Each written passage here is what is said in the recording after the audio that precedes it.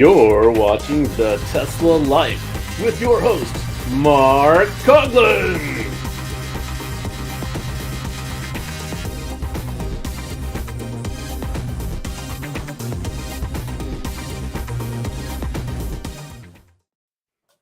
Hello, everybody, and welcome to the Tesla Life number 240, the 9th of February 2022. And as you can see, Patrick is slowly taking over the show. Every intro is a little bit longer, a little more bolder. I don't know what's going to happen as I don't know who time did goes that along. one. That was pretty cool, though. Thank you, Patrick. So they've gotten nicer at the text. They don't cover all of Patrick's face anymore, and if it's a long one, it gets smaller. Very good, very good. Yeah. So welcome to the show. We've got lots of news to talk about. Not a surprise there. Let's get right down to business and see what's been going on. So, oh yeah, sure. And now my computer picks the time to say, re-enter your password. Sure. Good timing, computer. I was called a hockey announcer. That must be a high compliment from Hockey Day. Yes. One of my computers did that to my Google account in the middle of a YouTube video. It's like, yeah, no. Right in the middle. Locked everything down. Signed you out of everything. I was like, oh. Yeah. That's great. It was my email account saying, "Hey, why don't you log in again?" Thanks. Yeah. Nice. You know those stories you wanted to talk about? We're holding them hostage. Just pay a small ransomware amount. And... Now is a good time to talk to you about that storage upgrade. Yeah. So today's first story was about the Tesla Supercharger map being reworked. This happens once a year. And at the beginning of February, they decided to rework the Supercharger map for 2022. And as no surprise, because we've seen this now for a few years out, that they typically will revise where superchargers are going. They will update and they will delete and add, depending on what they're after. So different areas have been graced with an additional supercharger, and some other areas that have been maybe on the map for a longer period of time. Some of those have been deleted, and then of course we get an update every time you go to the Tesla page and go into the charging area. You can look at the map, and it will give you an indication as to whether the supercharger is active or planned. And if it's planned, if you hover over them or click on them, they will indicate what quarter they expect that supercharger to open. So here in Ontario, we have seen a few more added to the map. One or two have been moved, but it looked pretty good for us. But again, we were pretty good before it as well. There still are a few areas that we're hoping for one to go in. But at this point, things seem to be moving along nicely. What I did want to mention was to one of our friends of the show, Mr. Evan Fusco. He is getting a supercharger down in his neighborhood, which is going to alleviate a problem that he has had now for many years. And that was traveling from his area of Springfield, Missouri, over to Nashville. Which could not have been done in his Model S, but they're now adding a new supercharger in Jonesboro, I believe it is, that will allow him to make it. So not having to do the big loop around or the big loop south to get to Memphis, he'll be able to cut right through the middle and stop in Jonesboro. So I did send an email to Evan because, of course, he's complained about this for years, and he's finally going to get a supercharger. It looks in Q2 of this year. So he was happy and said, yes, that would definitely alleviate his problem. There you go. Right.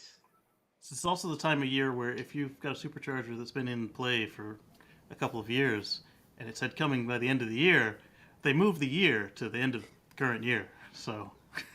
Or hopefully actually put Q1 or Q2 of this year on there, which is what they did for some here in Oregon. And I'm really happy to see the locations they picked Tillamook to get one this year. which is great because you could go north and go to Seaside or south and go to Lincoln City. But if you wanted to go straight to the beach, there was nothing. So that's a good spot. And there was another one in Southern Oregon that they added, which is really nice. Before you go up Mount Shasta, they had one in Grants Pass, but now they have another one further south of that. So it's really coming along. Their goal is to double the number of superchargers over the next 3 years. So that should help fill in a lot of gaps. But that's on the ones that they actually are making progress. On the ones where local regulators, legislatures, etc., are blocking them, they just move the year back, and then it happens eventually. Like mine was coming soon since 2017, then it showed up in was it late 2019, early 2020? Or as soon as you moved. Yeah, after I moved away, it showed up. Yeah, they were saying wait until Casey. Casey, moves. you were the one that was holding up that supercharger all along, and you didn't even know it. Exactly. But now, like I said, there's like 8 of them within 30 minutes of me. There's another one opening soon, and I was at my uncle's place in Maryland this weekend, and he had one that we made a video for, and I didn't edit or publish it yet. Then they had another one now that's like directly on the way into his house. And there's another one around the corner from that one that's at a Wawa that's almost open. The V3 cabinets are still in the bag, so. Yeah, Wawa and Buc-ee's, 2 chains that are prevalent with Tesla superchargers. A lot more opening up at those 2 respective establishments. So they're obviously enjoying the relationship they've had with Tesla so far and adding more to the mix. So the more the merrier, and supercharge is always better. Yeah, as well as Royal Farms, and I always forget that one in North Carolina with the yellow and the red every time until I'm sitting in front of it. Sheets. So Sheets. Yeah, one of the new ones in his town is at a Royal Farm. The other one that's opening is at a Wawa. The last one is in a parking garage. So hopefully that one's V2, but it's the old one where you got the narrow spaces, you got to nose into them, and it's so that one might be going away. not the best. No. Yeah. Well, next story, Casey's going to handle this for us about another factory in Austin. Yeah. What's this about? So we talked a little bit a while ago when the drone army spotted the components for the anode factory at Giga, Texas. And now we're hearing that they're going to have a cathode plant at the same facility, which surprise. Right. That's like I said. Why not just do it all? We've got half of the battery ready, boss. All right. Well, wait for Nevada to ship us in some parts. Yeah, that doesn't make sense. You're not going to build half a battery. Yeah, so they were so another parcel of land is going to be dedicated to the cathode factory, and of course this is just we knew that when Austin was indicated they were going to start with it, we knew the parcel of land they had was immense, and they have a lot of room to grow in that parcel. So the factory itself sits on a parcel of land, but there's adjoining lands that Tesla owns and hasn't even developed on. So they're certainly getting ready to push this out. I really see a Shanghai type situation happening here, where they just continue to build buildings as the other one fires up. And it's going to give them more capacity as time goes along. They've got all of the room they need in the world to build out based on the increase in production that they're going to require. So definitely with the 4680 starting in Texas, certainly build all you can in that same footprint so that the delivery of parts to the actual production line are not slowed up by anything. It's all handled, within just a short transfer of parts from the same parcel of land. Yeah, and once you've got all the construction crews up and hired and going, when the foundation team is finished one building, okay, just move over to the next one. You're done with that one, okay, cathode's done. Let's go to the next thing, and yeah, just keep them pipeline the whole process, so you're not like starting it all up, then shutting it all down, then next one, start it all up again. We had to wait until we started shipping cars out of the first building before we did anything on the second one. No, that's not smart. Then that's not how Tesla works. It's go as fast as you can, and that's what they're doing. Yeah, and if you've seen some of the drone footage over the actual factory footprint, you can see that the construction trailers and parking for construction is in a certain area, and all those different trailers and stuff, as Patrick has mentioned. Why would you just reset it up and have to put it somewhere else? Why not just keep a central construction head office area? And then, as you said, as the next job comes up, nothing has to move for that construction company. All the admin stays in the same place, the trailer's in the same place, and they just start, they go another 250 or 300 yards to the left or the right, and they start to work there. So good plan. Absolutely. So definitely things are moving along. Still haven't got the official word that a vehicle has been delivered to a customer. There was a possible, I think someone got a little bit ahead of themselves, looked at a VIN code that they were given in the email and saw the letter A for Austin in their VIN code and determined that, it must be coming from Austin in March. But they were asked repeatedly to post that VIN or a partial VIN so we could see it. And they haven't posted it yet. So not sure if that's a false alarm or not, but we're keeping our eye on it on the Twitter feed. If you want to be updated as we are updated, follow us on our Twitter feed at The Tesla Life, as well as our Facebook feed, The Tesla Life #1. So keep an eye on that, and we will as well. You know, it'd be funny is if that was real, and then he went to go look it up, and because he posted under his real name, Tesla took it out. Whoops. Well, that's why you post a partial one, right? You don't want to show the entire one. So be careful with your. Well, I don't know. Some people post their VIN number and don't care, but mine's on there. But I would say in that, the order phase, and especially for one coming from a factory that's not done yet. I remember when I got my VIN, I didn't post my VIN anywhere. I posted it, but I would put X's over the last 4 or 5 digits. So you didn't have it exactly, but it at least gave people an idea as to where the numbering was. So I would suggest the same if I were you. Next, here's something. We've had reports in the past about Tesla providing free supercharging for holidays. We've heard this, of course, in the United States. We've heard it in China. And this year, there was an extension of some free supercharging to selected supercharging sites and time of charging in 4 European countries for Winterfest. So I guess that's a particular holiday in these particular 4 countries in Europe.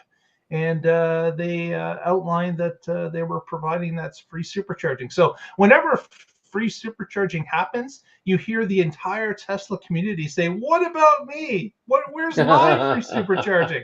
So again, Tesla's spreading it out. We've seen China, we've seen the US, and now we've seen some countries in Europe. So we're keeping our eye on that as time goes along. It also seems that these holidays aren't all bunched together. These are spread out throughout the year. Like the US had it, I believe it was for, was it Thanksgiving they offered it for? Thanksgiving. Yeah, there's a lot of traveling for Thanksgiving. Yeah. So, and then of course, China was their New Year celebration, which is coming up now. And Europe, I guess this Winterfest is something that I was unaware of. So it's something new to me, but not being from Europe or having relatives there, not aware of it. But it does seem there's one, Canada's not on the list. I don't know why, but haven't seen them on the list yet. But we've always got our fingers crossed. But no, but I'm open to new holidays. If these have good traditions, like some Yule log or something, I'm in. That sounds great. I don't know what they are, what it does, but I now celebrate it. You're all for holidays, are you, Patrick? There you go. Do you guys travel for your early Thanksgiving? No, Canadians really don't do a lot of travel Thanksgiving. So I would say if there's a travel date involved, it would be a lot closer to Christmas. So that would be probably our largest. Yeah, there's some travel in Thanksgiving, but not as much. The other thing I've noticed being a Canadian is that comparing us to the U.S., everybody travels a lot more. Like they are happy. They seem to locate from different states to different states without much thought. It just seems to be a commute type thing. So I've always noticed that with people in the US is that you guys travel a great deal and you don't necessarily get stuck with where you were born or where you were grown, you grew up in.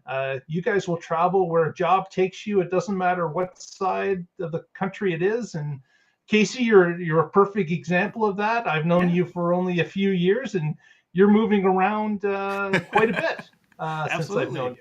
But part of the problem is your country. You guys are only using 10% of the land. That's the only 10% worth living in. It's the only warm part. Not a lot of things live above that 10%. That's the problem. So things. It becomes a challenge, Casey. A thick woolly coat and layer of blubber. Leave some for the bears. Come on. That old adage that 85% of Canadians live within an hour and a half of the U.S. border. Like we are all pocketed basically in that strip that runs along the top of the U.S. So, anywho, that's neither here nor there.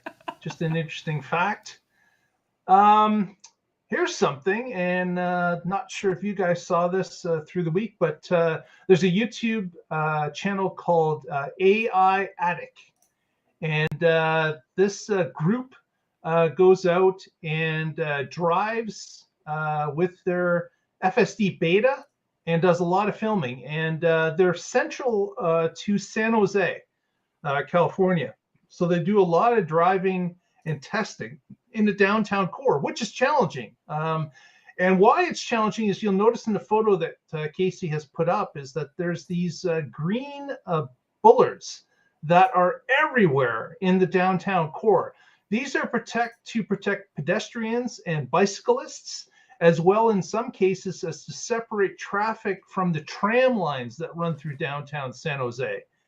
And even they kind of look like pylons, but they are actually solid objects. There's a green coating with reflective tape that is basically over either a steel or concrete casting that goes into the ground. So these are solid, non-moving objects. They are not pylons. And what happened was that with version 10.10, this particular driver, Casey's going to press play. And thanks to AI Addict for this. Shit. They did hit a pylon. Actually, they didn't. FSD hit it. So so they hit it. They're still behind the wheel. They still could have turned the wheel. Together they all hit it.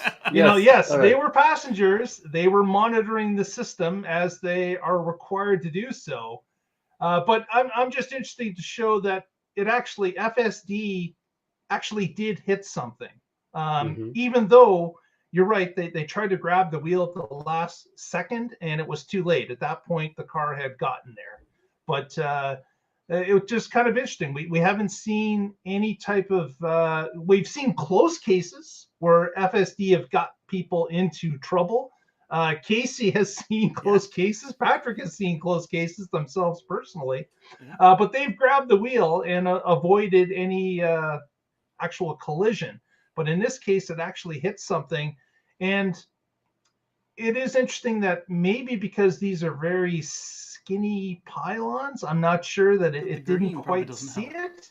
They should be yellow or orange.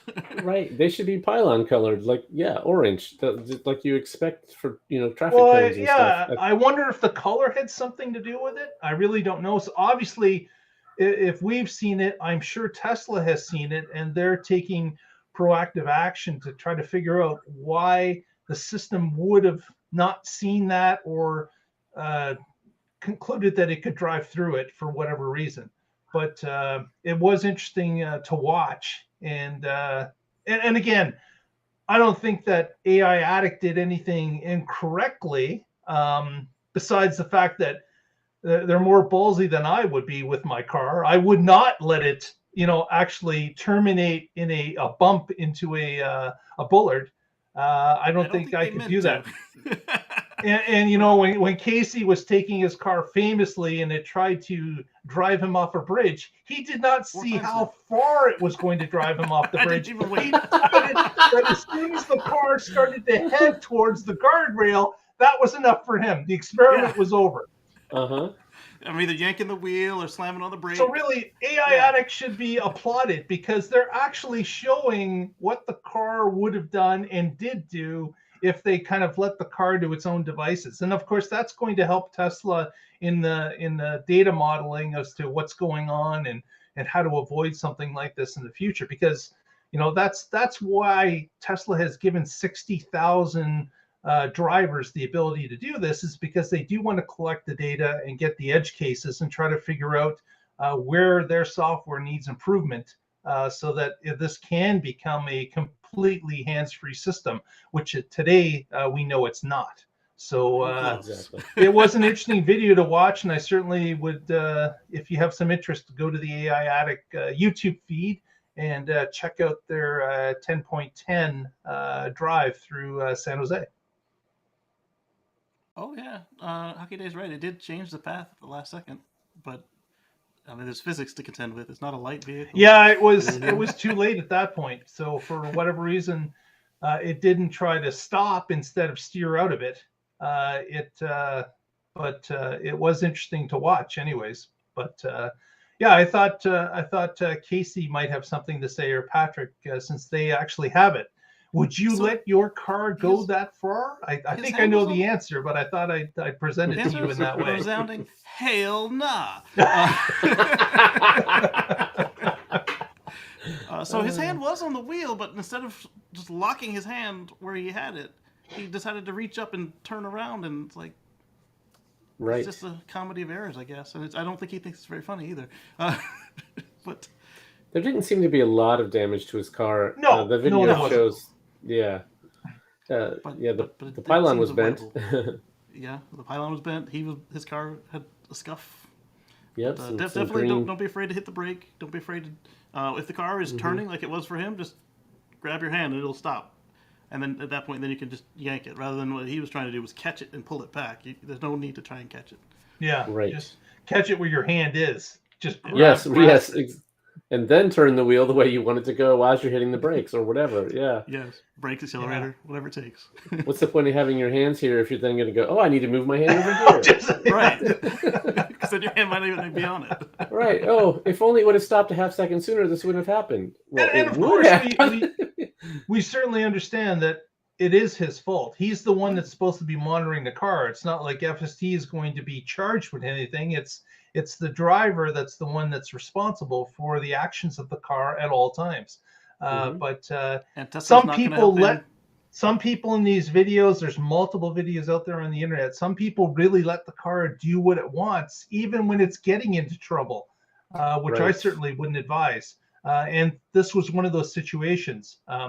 It certainly wasn't it wasn't like turning into oncoming traffic, or in Casey's example of driving off a bridge, but damaging the car certainly, and it wasn't a big case in this particular instance, but certainly be safe out there if you've got it, and as said, keep aware and be able to grasp that wheel and hit that brake at any time, because in this case, the car was performing flawlessly for 8 minutes before this point, and then it kind of had this wrong turn, even though it was operating the same type of streets earlier and was missing all these bollards. So not really sure why, but I'm sure Tesla's now looking at it. Absolutely, and to Kenny's point, no, Tesla won't do anything to help you. That they're gonna blame it on you. And we're still seeing on the current versions, we're still seeing the car curb its wheels or smack something hard enough to blow a tire. So I'm still weary, especially during any sort of turning maneuver, and you should be too if you're in this program. And don't get complacent with it, especially not like a lot of people who are on 10.10 are saying that it was much worse for them than 10.9. So I'm kind of like, I don't have that now, so 10.9, it's doing okay, but not good. I think it's doing I'm okay. still on 10.8. 10.8. Yeah, I think I might be behind a bit. Yeah, but 10.8 or 10.8.1. Yeah, probably the second one. But yeah, okay. I never there got people stuck on both. Oh, really? Yeah. Okay, yeah. I know that the 10.9 rollout got halted. It did. And then 10.10 is what everyone's supposed to be getting now because that removes the rolling stop. So that's the recall. Yeah. But if some accident has to get out there to help raise people's awareness that they need to stay vigilant, this is the perfect one because nobody was injured. There was no significant damage. and it's a good PSA that you do have to stay vigilant. The car can do, and in many cases will do, the worst possible thing at the worst possible time. Pay attention or don't use it. Yeah. The people I'm hearing have skipped from 10.8 series to 10.10 say it's better than it was, but the people who went from 9 to 10, I haven't heard anything nice about it yet. Okay. Yeah.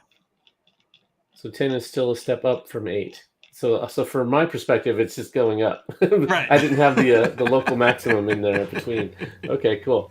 Absolutely. Yeah. So next one. wanted to touch on Casey was going to talk a little bit about SpaceX and their effort to help Tonga. What's going on with that? So last week, either here or on Sunday or both, we were talking about how Tonga was asked by Elon if they wanted help, but then it seemed like he didn't actually want to do it. Like, not like he didn't want to help them, but like he's like, yeah, no, we need some more stuff. And so now SpaceX is sending engineering teams to Fiji so they can set up a ground station so that Tonga, with these satellites passing overhead, can actually use the service. Because right now, with the laser links turned off, you have to have a ground station to bounce the signal to, and that's what they were missing when Elon was asking whatever he was getting at there. He's like, yeah, do you need it? And a couple of people, there was an actual politician who said, yeah. And he blasted on by as if the guy didn't say anything. So my assumption was that particular politician didn't have the authority to actually talk to Musk. But it looks like they've sorted through whatever the issues were and are now on their way to getting Tonga back online, literally online. Awesome. Yeah. Yeah, so they're actually installing a ground station in Fiji to give them a close enough, I guess, physical presence on the ground to help out Tonga. Yeah, that'll also help out Fiji. Yeah, I would think so too. Yeah. So, congratulations. That certainly is that would probably be a great help to a country that's been crippled by a volcano to get some solid communication back on the internet through Starlink. And this is important because the Kingdom of Tonga, they currently they have undersea cables, but they've been severed by the volcanic eruption. And one of the things that Elon mentioned was they still have the competitor satellite service geostationary, so it's really terrible, slow, and latent. And so now they can get back online in a manner that they're accustomed to with fiber. So this is good. Exactly. Yeah. Exactly.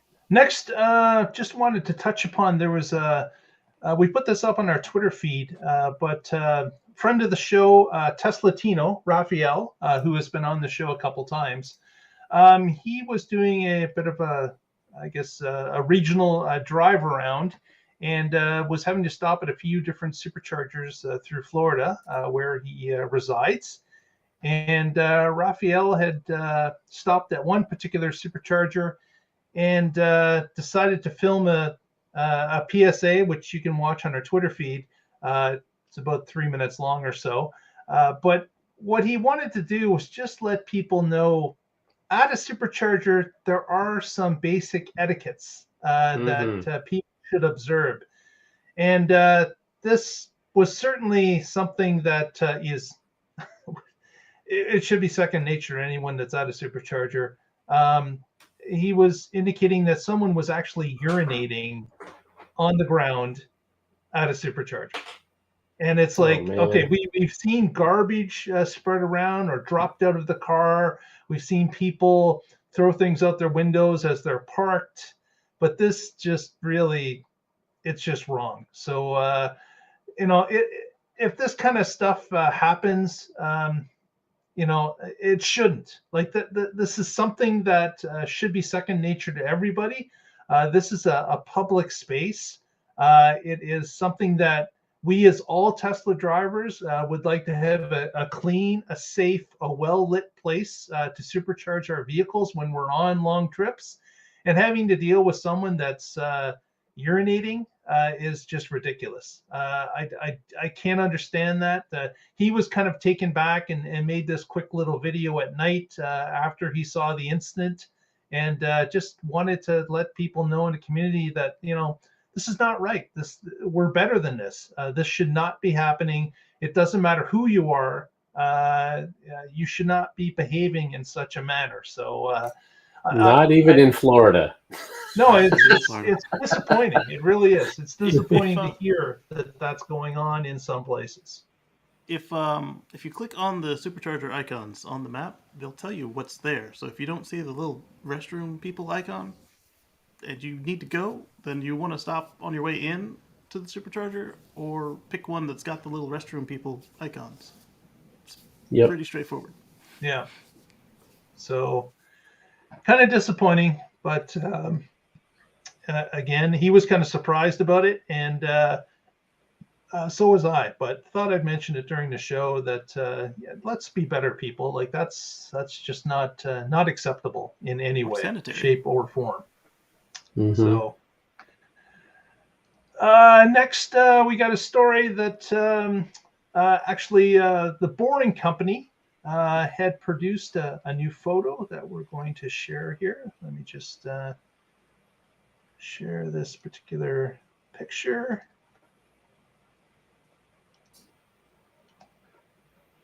Boom. So that is, of course, the ResortsWorld Hilton that is about to receive its tunnel. And you can see the Boring Company tunnel boring machine, Proof Rock, has now broken ground near the front entrance of this particular casino. So now ResortsWorld is going to be attached to the Vegas Loop. So looks like they're completing digging. So that's a big plus as they expand the tunnel network.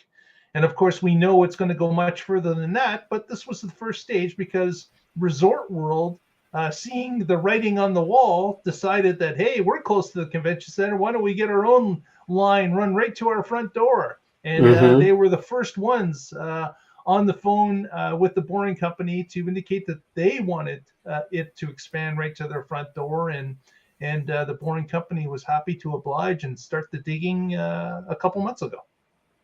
I think this will be our first chance to really show some of the why not a train people. Because this is like show you how quickly it is to add a stop and then again to bypass that stop if it's not where you're going. Right. Yeah. Where with a train, you add a stop, you have to run tracks there, and then every train stops there, whether people are getting on or off or not. Where here, this is point to point, and that means that location, if they want a connection, they can pay for it, and it doesn't slow down everybody else who isn't going there. It's a much more scalable system, and it adds capacity to the whole system as well, because now you've got that much more tunnel to store cars in when people aren't going places. Right. Yes. You keep them in the tunnel, but you've got to stop where they have room to do their thing. Yeah, go ahead, Ben. You know what's going to be interesting to see that when the larger Vegas loop grows, and the more popular places like maybe an MGM or a Caesars that has vastly more clientele coming in, what are their stations going to look like compared to smaller hotels? Like, is it going to be? Are they going to get into maybe a double stacked station where they've got a first and second or maybe third level because they've got so many people that are coming into that compared to a smaller place like Imperial Palace, which probably doesn't even exist anymore. But something along that line where you've got really busy places and you've got less busy places, and it's going to be interesting also to see is the bypass to go around Caesars, or how that's we see that in the one station at the Vegas Loop now, but certainly the volume of traffic is not going to be the same. Right. I suspect it's going to be similar to for the larger places. It'll be similar to the larger of the stops at the existing facility, and then like you said, the less popular destinations, they probably would have something more akin to an underground bus stop or an above ground bus stop, depending on whether their station is subterranean or not. Yeah. Right. Yeah, and that's the nice thing about tunnels. If you need more capacity, you can, let's just go 2 lanes wide, or 2 lanes stacked, or 4 lanes, or whatever we need. 8 lanes stacked. yeah. A 4x4. We have 16 lanes now. Whatever you need to do, you can do it. Yeah. Yeah, it's going to be fun to see that system start to come online and add different locations, and also see what happens to some properties that decided not to be part of the first run. If they'll be jumping in right away after seeing these other locations start to hook up to the airport and other places like the convention center and the arena. It's going to be really interesting to see how the uptake on this happens. Be scrambling. I'm still surprised that they're going to have airport access, because every other place, the taxi lobby is able to stop that. And New York, they have an awesome subway system. It goes to none of the airports. I know. That's exactly right. Yeah, you got to take a bus from the airport if you want public transit, and it's like you've got this fantastic subway system, and none of the airports are connected to it. Right. That's not a mistake. I wonder if the taxi union has any plans to maybe get their drivers into the tunnels or operate the robo-taxis, or there's got to be some reason they thought this was a good idea for themselves. Or maybe they thought this was some weird folly and it would never work. Yeah. Yeah. I think it's that one. They were like, IBM and whatever. Microsoft. Oh yeah, you want to own the rights to that operating system? Yeah, that's fine. It's a toy. Go ahead. Exactly. Okay, so let's share this, and I think Patrick's going to be able to talk about this one. I'm going to throw him out. Just he doesn't even know this is going to happen, but we're gonna throw Patrick into this next story. The whole show's been this way. Oh, and did you see that? Patrick, you see this update to your app screen? I have not yet seen it. I'm on Android. We tend to get these things after the iPhone folks, so I have not. Oh no, Android. So this just showed up a couple days ago, and it's now allowing us to see our charge stats, our gas savings for the vehicle. And you can see these blue bars here indicate the times that you've charged at home. The red are the superchargers, and there's also another one for other, which would be a gray line, which is not present on my particular I've got stats here because I'm not charging anywhere else. So since you spent $51 in California. Yep, that's right. 51 CAs. I have to pay in California dollars for some reason. Haven't figured that out yet, but it's that's CA for Canadian, and you can show the gas equivalent down here. I would have spent $237 in gas equivalency. And of course, comparing that to the electricity charge of $51, you've got a difference, a savings of $186 in this particular 30-day period. So it's kind of a cool little addition to your Tesla app that you can now show to anyone that would have interest. How much money are you saving with your car? It's a quick look now, and this fantastic little colored graph will show you that right away. So this is ideal for us to have and use. So kudos to Tesla for getting this out. It's a plus for anyone to use this as a quick way to show your friends and relatives what electricity costs are compared to gasoline costs. And of course, as Casey's showing here, you even have the ability to customize the settings. So you can put in the actual price of electricity in the area or region you're in. Tesla does give you some options to pick from, but if they're not covering what your costs actually are, you can customize it to your utility so that the costs are accurate to the area you live in the country. And you can drill down too. That's right. So that's pretty cool. I've already put in all my electricity They have yours from tariffs. when you were a Powerwall user. Yeah, exactly. I had to put that in for solar and Powerwall. So I'm hoping that it can just use the data that the same app. So it hopefully can use that same information. Because but not on a second car or second phone. What now? Not on a second car or second phone. So your whatever car is the app deems as primary is gonna be the one that has these stats.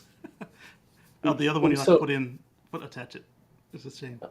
So we have 2 cars on our That's account. What I'm saying, yeah. And it's only going to work for one? It'll work for both, but you'll have to put the other one in manually. Oh, weird. Oh, it's not going to use the same stats. He's gonna have to put the second one in. At least that's what the early iPhone people were saying. Okay. All right. Yeah. So I'll report back when I get it and let you know how it goes.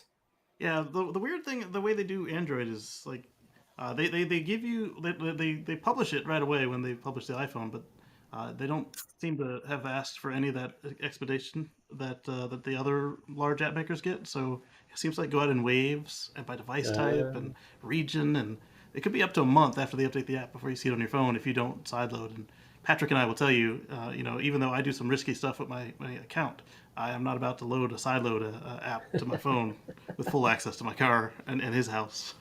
Right. Yeah. Makes absolute sense. But hopefully that rolls out to Android soon because there were some people that was Android I discussing. showed you on. Oh, okay. So you got it before I did. It's there. Yeah. So Patrick can just update his app and he'll have that. Hopefully. I'll go look right now. Okay. No, I'll wait. Do it live, right on the show. Do it live so everybody will know, hey, I can get mine too.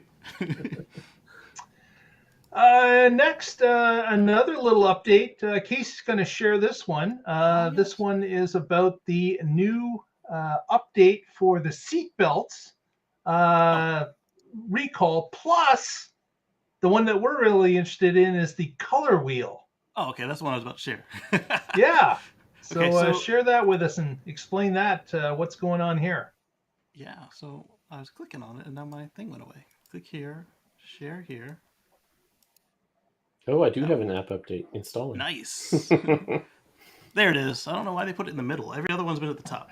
So if you're in China, you can now use the colorizer because over there at the end of the line, you can have your car sent off straight to a wrap session. And eventually this will show up in the rest of the world because we're saying this in English. Yeah, wrap session. A little beatboxing. But we noticed this earlier as well when we started seeing all the different non-Tesla colors in the Shanghai lot. It's like, oh, they finally actually activated this feature they told us about last year. And so if you like somebody like Jason Hughes who had a bright yellow Model S and Model 3 and the screen doesn't match, I mean, he had the ability to reach in and recode it, but us normal folks who haven't hacked our cars, until now, we've had no way to make our car match what it actually looks like. So this is, I guess, once they work out the UI issues in China, they'll spread it out to the rest of the world. And on the seatbelt recall, well, that was part of the recall, right? It was just it was part of the OTA. This color wheel was another piece of it. But yeah. So what that is, go ahead. Go ahead, Casey. So what that one was, some folks, the little beep bung was not happening if they were not buckled. And in other cases, like mine, it was saying you didn't have your seatbelt on when you did. So hopefully those both which would get annoying at some point, I'm sure. It does. Thankfully, it didn't do it every time. It just seemed to get confused. And we just received an update on the color wheel. It has appeared now in North America. Oh, finally. Awesome. But it's only appeared so far for Model S. So not sure if it's coming to the X next, or if it's just rolling out gradually, or what. But Brian from I1 Tesla, another YouTuber, had indicated for his Model S, it's now available. And another thing, he gave a little demonstration on his channel. That's the number 1 Tesla, if you want to look it up. What was cool about it was you're able to save colors on the wheel. So you can pick a number of colors that you like, and you can save them to your profile, and then you can just switch by not having to pick the wheel again. You just go to the save colors area. And they've got 3 settings at the bottom, which you could see in the previous photo, where you could see matte, metallic, and I believe the next one was like full or flat or something. So you have three different subtleties of the paint color that you chose, and that will provide a different look to it. And of course, whatever you pick not only is in your car, but that same color appears on your application in your phone as well. So it is kind of cool that that they've introduced this. Although Brian did show one thing which I would agree upon, is that they didn't provide the paint color. You'll notice in some applications that when you pick from the paint wheel in a different program, they can actually provide the number, so you know what the paint number is particularly. So that would be something they could add to it in the future, which would be a plus, because if you're deciding what your next wrap color is or would be, maybe you would like to record the colors that you would like to see in advance, see what they look like under the real sun as opposed to just in your application. But knowing the colors would be half the battle there.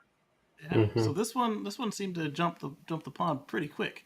Other things that you'll notice is you get your easy entry and your Wi-Fi or LTE indicator back while you're in park. As soon as you shift out of park, they disappear again. Unless you're a legacy car, then you're always got them. Very good. So this will be coming to the 3 and the Y. It's just a question of timing. So we're watching for that. And again, if you want to be up to date, follow us on our social media. And Casey. Also, they have added save dashcam clips. So you can quickly save dashcam clips by adding the dashcam icon to your bottom bar. Simply long press any app icon to enter edit mode, and then drag dashcam to the bottom for quick access. Tap the dashcam icon to manually save a clip while driving. So mine are still at top because I'm legacy, but I bet you this method will also work for me. So that is nice, because that's you don't always want to honk the horn to make it go if you've got the honk the horn and save clip setting turned on. You want to be able to just discreetly push the button. Right. Yeah, that one should definitely be on the screen all the time, easy access, because you never know when something's going to happen and you want to save that clip. Or if you're concerned about honking the horn, just honk the horn and give them the thumbs up symbol. Then they have no idea about why you were honking the horn. That's funny. Yeah. So just 30 seconds here with the app. Our Model 3 has the stats, but the Model X does not. I don't know if it's because only one vehicle is supported, or it's because it's older. Vehicle firmware is part of it. Oh, yeah. Okay. Yeah. So with the older 2016 Model X, I don't know if I'm ever going to get this feature. And eventually, then, next year sometime.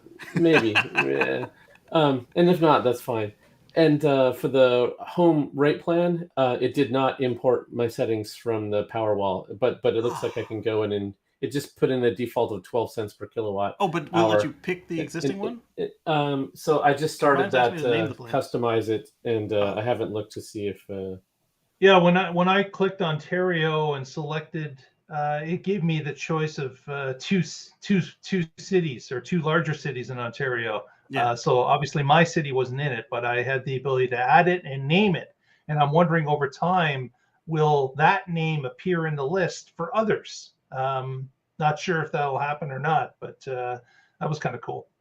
Mine said, so they do pick your utility, and they showed me Dominion Power, which is most of Virginia, but not me, because I'm under a co-op, and the co-op was not an option, so I had to manually put it in.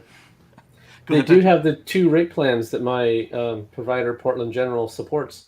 Cool. the regular and the time of use plan, which those were not in here in the older version of the app for solar, but you could customize one. So I just went on PGE's website, saw what they were, and now though that they have it. So the one thing that my method didn't support was the there's 10 holidays POUs? and where they all day are on the cheapest rate because it's a holiday. So I would go into the Tesla app and manually do that. But now it looks like I'll be able to select this for both. The cool thing about this, oh yeah, that was easy. I did it just now. So I wonder if this will help with your scheduling on the Powerwall now that they actually have tapped into what your actual rate plans are. Exactly. Yeah. So that should help that a lot. So this is cool because we charge overnight and we're on the off-peak rate. So it's like a third of the 12 cents they were assuming. So that's it'll be a big, it will cost us a third of the amount that they were assuming. The delta with gas savings will be huge now. Yeah. I think Hockey Day is pulling our leg unless he's saying that in a non-emergent situation.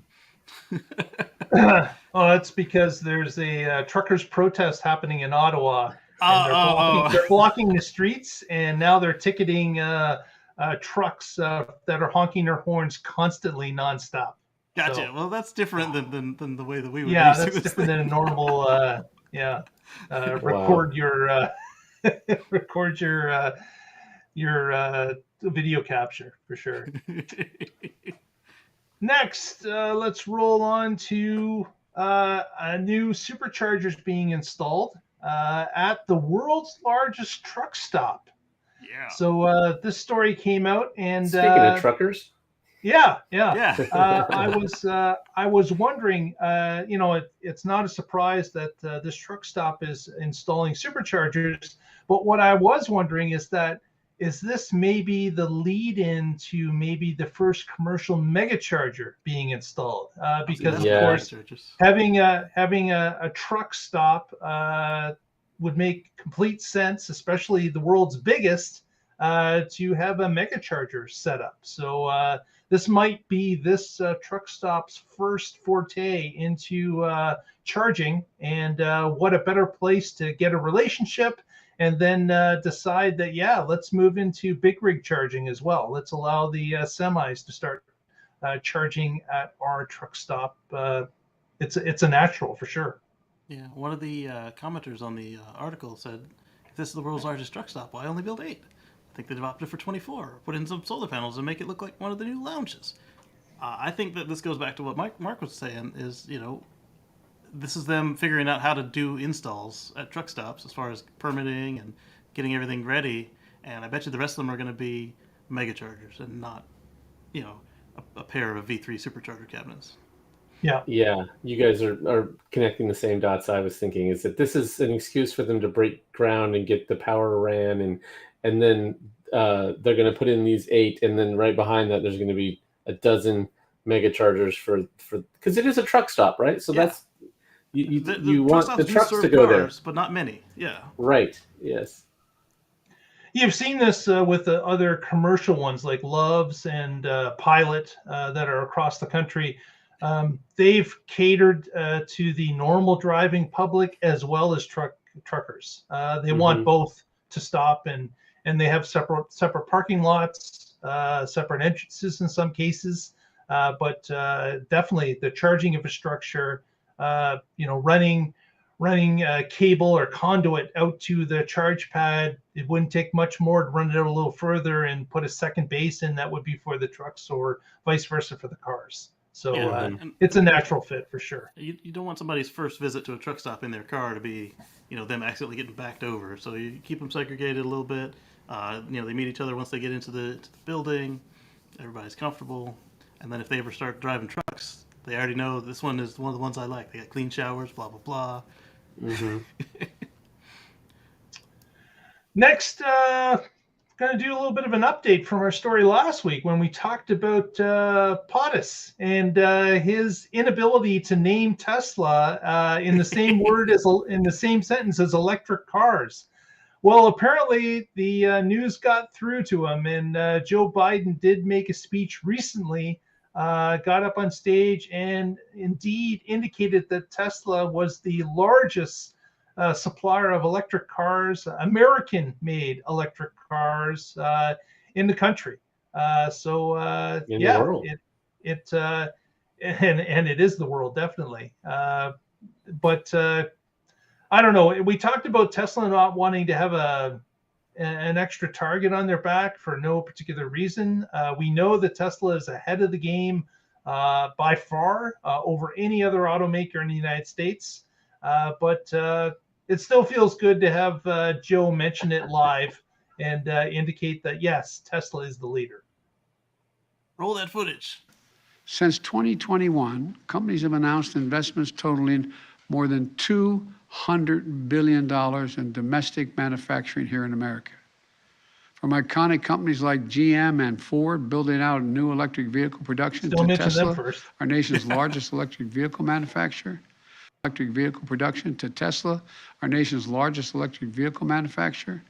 to innovative younger companies like Rivian, building electric trucks, or Proterra, building electric buses.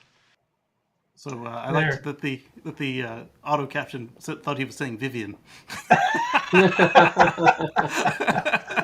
that's another new startup that we just didn't know about. Yes. There was another thing he mentioned in there, and that was electric trains, battery electric trains, and I was surprised to hear that. And they're going to be using them to move cars around within and not hauling them across the country, which is a great use case to start with.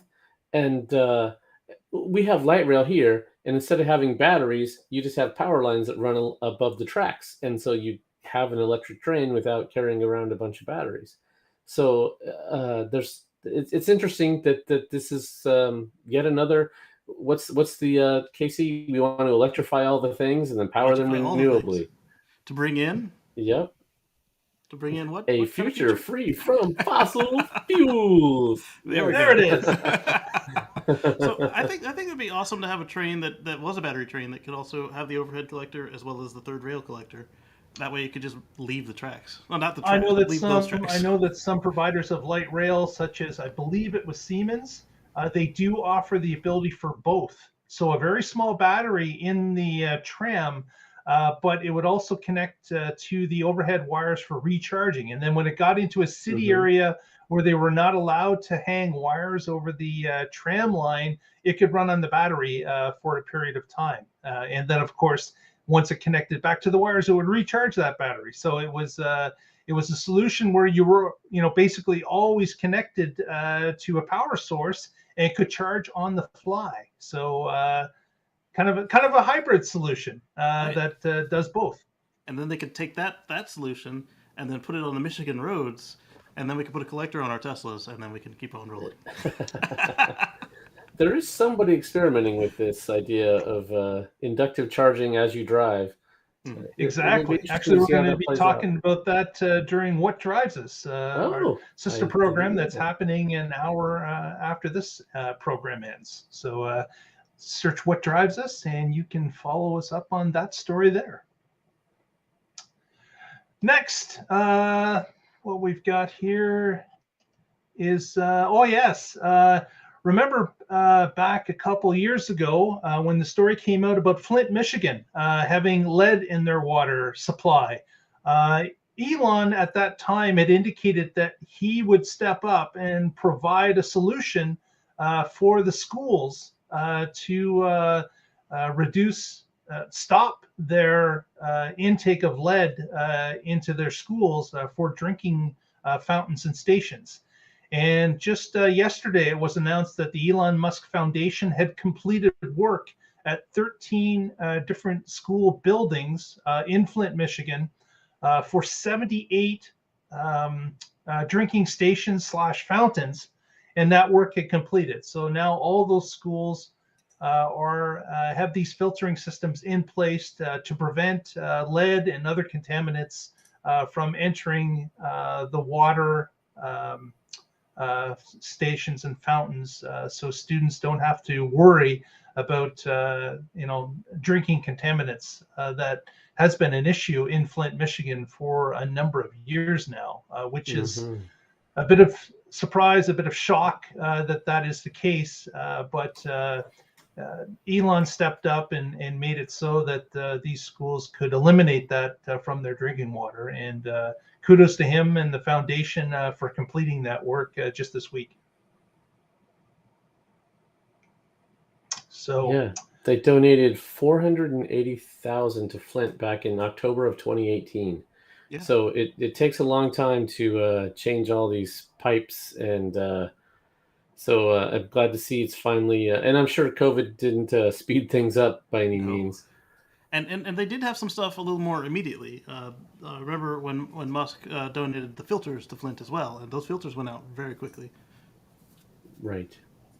Yeah, but like as Patrick mentioned, when you have to change the infrastructure, to 13 buildings, you're going back to different sources, and pipes have to be completely replaced, redug up, and replaced in some cases. So it wasn't a quick fix, but at least they worked at it, and they did complete it.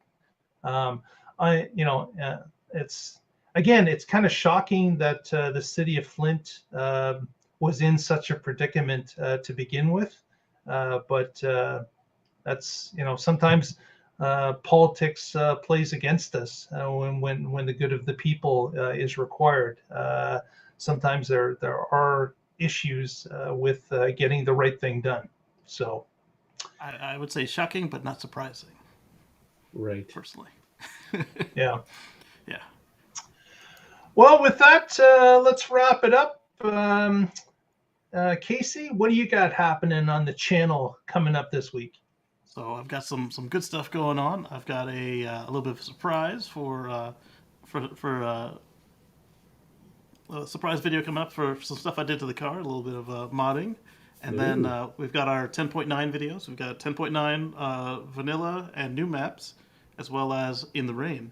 And then, of course, like I said, the special fun video as well. And you can catch that at youtube.com/KCGreen. That's KACEYGREEN. Very good. Patrick, what do you got happening? Anything happening at carswithcords.net? Yeah, so I've got a few things queued up, and I'm working on some more. One of the, I don't know if I want to tease this or not, but one of the ones I just posted was how much money I saved with my power walls. And now, if Tesla's adding this stuff to the app, it's going to be it'll save me a lot of spreadsheet time, because it'll be so much easier. I'll just look, Export. change, go to year, boom, there it is, blog post done, and Screenshot finished. You called it, Mark. At some point, you said, "I bet you Patrick's making his end of the year report." I was going to say, maybe after this show, Patrick's got his next blog lined up. It's going to be how much his car has saved him over the last 30 days. Right? Yeah. And one of the things that is really cool about this whole thing works, how they work together. So we have the solar making energy during the day.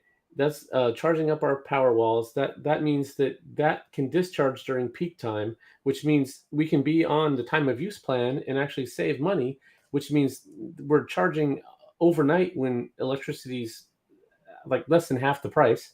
So all of these work together, and there's so many people that say, "Oh wow, the electric cars, if everybody gets one, the grid's going to crash." No, it's not.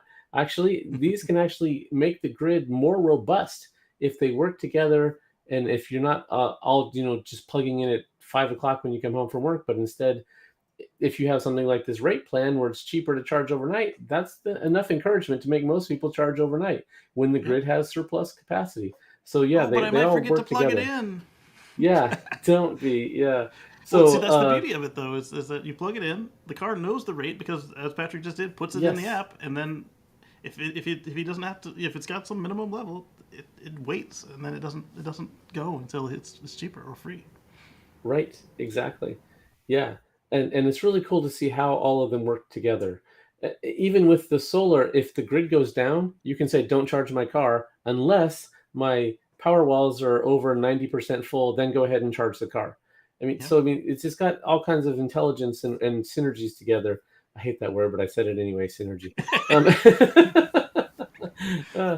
But it also anyway, allows so- you to buy less batteries. So that's another way that it helps you as well. Right? Yes. Yeah. It's a smart system they've got going on here, because this is our future. This is how we get to a future free from fossil fuels. It's having these smart technologies that can do what you, because if you expect people to sacrifice to have a better future, that's not going to happen. There's going to be 2% of people that are going to do it to save the polar bears, but nobody else, and then we don't get there. So instead, having it so that we can all have the luxuries that we're accustomed to and do it without fossil fuels, that's what's going to get there. So I blog about that kind of stuff at carswithquarters.net. Check it out if you're interested. I'm also with the Oregon Electric Vehicle Association. You can find us at oeva.org. Thanks. Fantastic. If you haven't already, please give us a thumbs up at this point in the video. Press that subscribe, help us out, gets us in front of more eyes, and you're helping the show. So that would really be appreciated. With that, we want to thank Lee Moon for the music we use every week. And together, next week, we'll get together again and find out what's going on in the Tesla life. Good night, everyone. Bye. Stay positive. Test negative.